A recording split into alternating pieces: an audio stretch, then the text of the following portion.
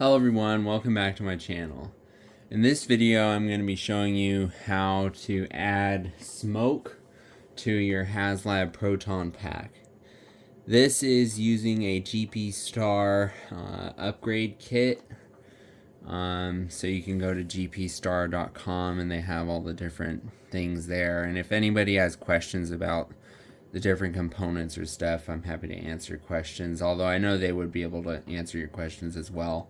It can be a bit difficult when you're first getting into it to know what to get. The smoke is not currently a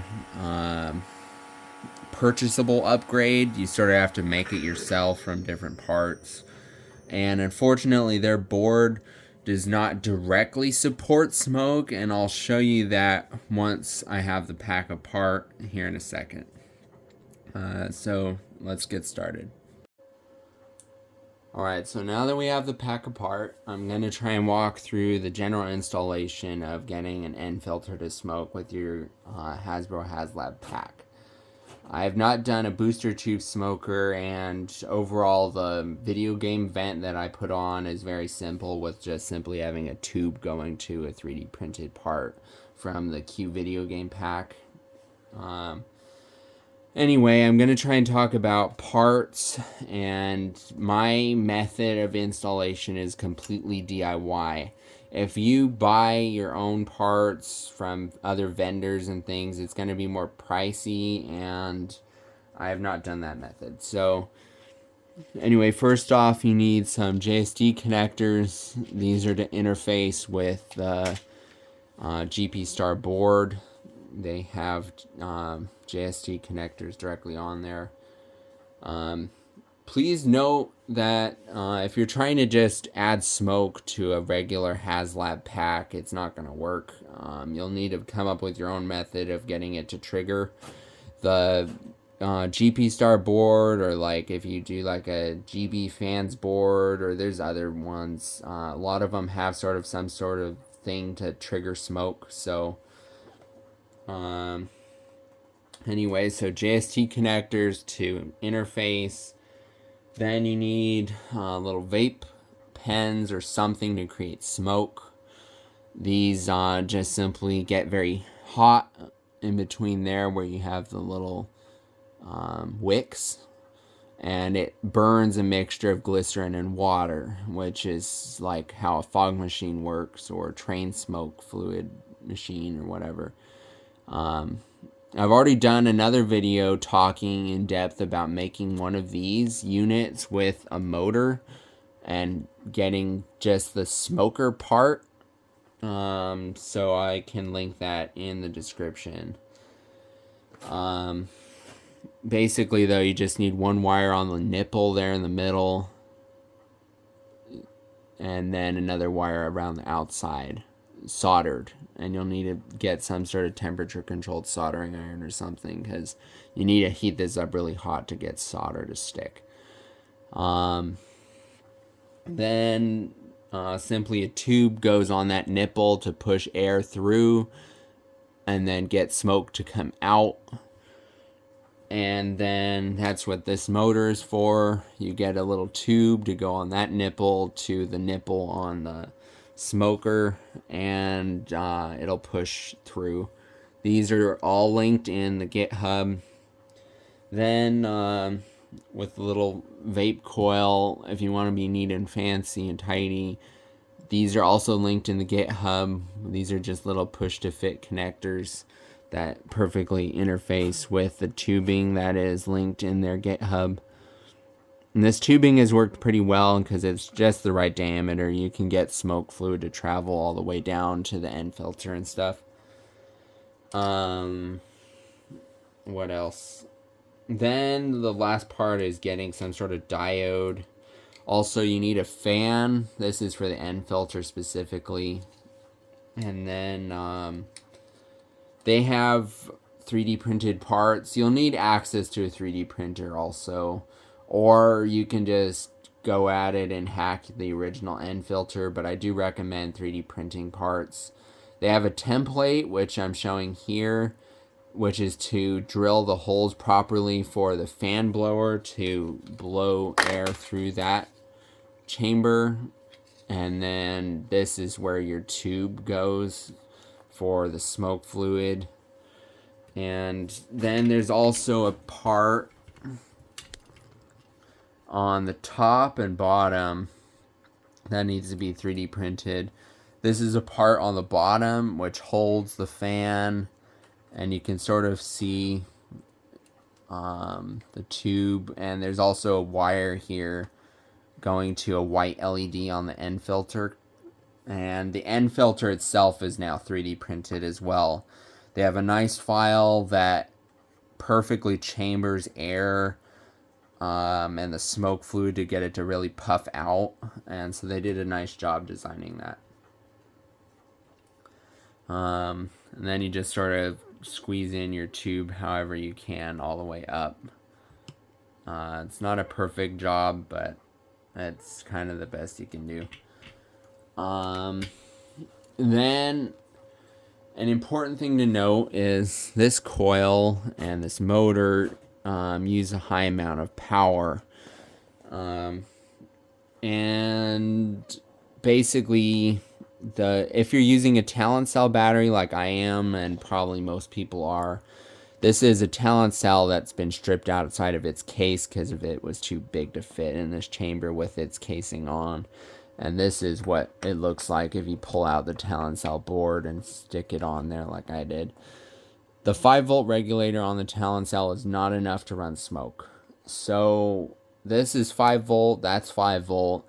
So you need something to step down from 12 volt, because this is a puny 5 volt regulator where it basically takes 12 volts from this battery pack and limits it down to 5 volts and keeps it maintained. But it's not able to supply enough juice all at once to actually get these to run. So I'm using I think it was like 5 amp or something, 12 volt step down regulator I bought off eBay. This is connected to the 12 volt input side of the circuit. So it's getting 12 volt from the Talent Cell and then 5 volt output. And then you need relays. So relays are just electrically operated switches. There's 2 wires which get power from 5 volt in this case. And then when it gets 5 volt there, it'll switch back and forth between, this is the main pin, and it switches between these. One of them is always connected normally if it's off, and one of them is normally off. So normally closed, normally open is the correct terms. And basically the gpstar board has pins already dedicated with the JST connectors to supply 5 volt to a relay, and then also 5 volt for the fan. It can directly control the fan. So the fan, just simply you need to lengthen the JST connector and get it all the way up there. And there's already a fan slot on the board, so it'll just simply control the fan directly from there. But then the relay, they already seem to have safety measures built in for relays on their board. What I mean by that is, if you connect a relay to 5 volts, let's say, then it has a little coil inside that charges and stays charged while it's getting power. When you release that power, it releases a charged voltage in the opposite polarity of what it was received. So if you have positive and negative, it goes negative and positive, and it gets a very high spike. So you need to clamp that power, otherwise you will kill your computer boards, because it cannot handle that high fluctuation of power all of a sudden. So their board already seems to have diodes clamping. You can see they're labeled D2 This is the smoke for end filter. Let me just double check. Make sure I'm not giving you false info. Yeah, so that's one of the relays right there. Smoke end filter. So it already has a diode clamping, and I'm trying to check. It looks like I actually did not put on my own diodes.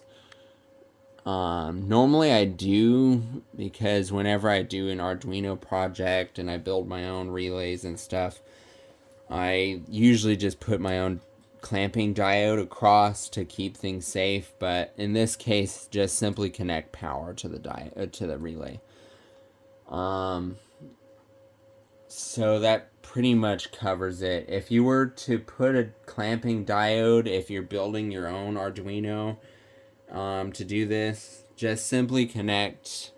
So the diode would have to be directly across your pins for power. And in this case, negative goes across this way and positive goes across this way. So your normal connected power would have to be positive here, negative here.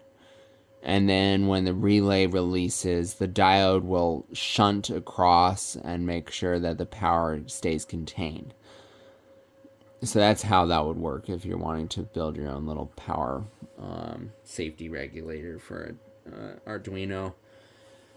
That pretty much covers it, though. So if you're building your own circuit, you just need to make sure you get your power wires from your relays. My two relays are here and one below, and they're glued in. And I use hot glue and just sort of glue over the top of all the pins after I'm done soldering to make sure nothing connects. Kind of janky, but usually works. In my opinion, electrical tape kind of sucks because it comes off. The hot glue usually does not come off, so also it's kind of waterproof in some cases. So yeah, so you just need to make sure you make a JST connector to power each relay that you're trying to get to smoke. And then the relay, in my case, I have negative always connected directly to the 5-volt output from the power regulator block. So that's always connected to the motor and the coil. And then the positive goes through the relay on the normally open side, whichever one is normally open. I can never remember on these because it's not really clearly marked. You can use a voltage meter to see which one has continuity. If you were to put a voltage meter on that middle pin and then go to here, whichever one beeps, you know, is normally closed. So you would put it on the opposite one that does not beep. And then when it gets power, it'll shunt to that one and give it power. So basically your 5-volt output from your 5-volt regulator goes here onto the middle pin, and then your motor goes to whichever one is normally open. Motor plus coil, they're both on the same wire. Also, what's important to note is they have, I think it's a 10 ohm high wattage resistor across between the motor and the coil. So the motor gets full power, the coil does not. That's just sort of an extra safety to try and get the coil to not have super high current and power, because it's not really meant for 5 volts, I'm guessing. So that's what that is. So I think that kind of covers everything.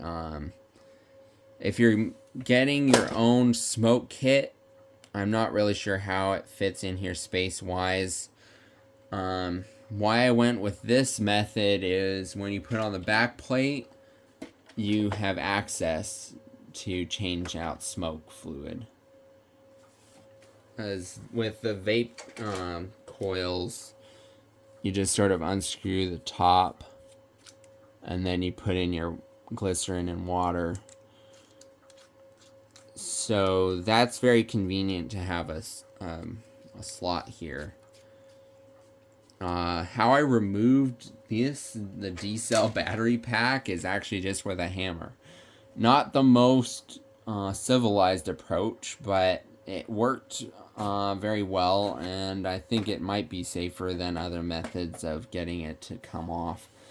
This plastic is very rigid and does not like to be cut. And I also tried heating it up with a heat gun, because oftentimes when I need to cut plastic, I'd like to soften it up so it doesn't crack. But still, this stuff just was annoying. So normally the block is all on here for the D-cell batteries. Just smack away at it. That's all I have to say. Don't want to get those wires, but just smack and smack and smack, and it'll start to fracture, and you can cleanly get it to pretty much break off. So that's what I did. I don't know if anybody has a better method.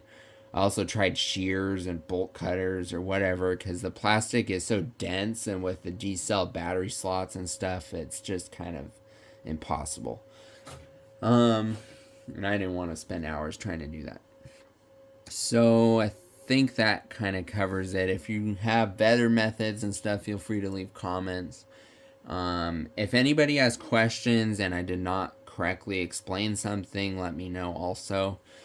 And I'm happy to try and post more videos or leave comments to try and help you with any questions you have.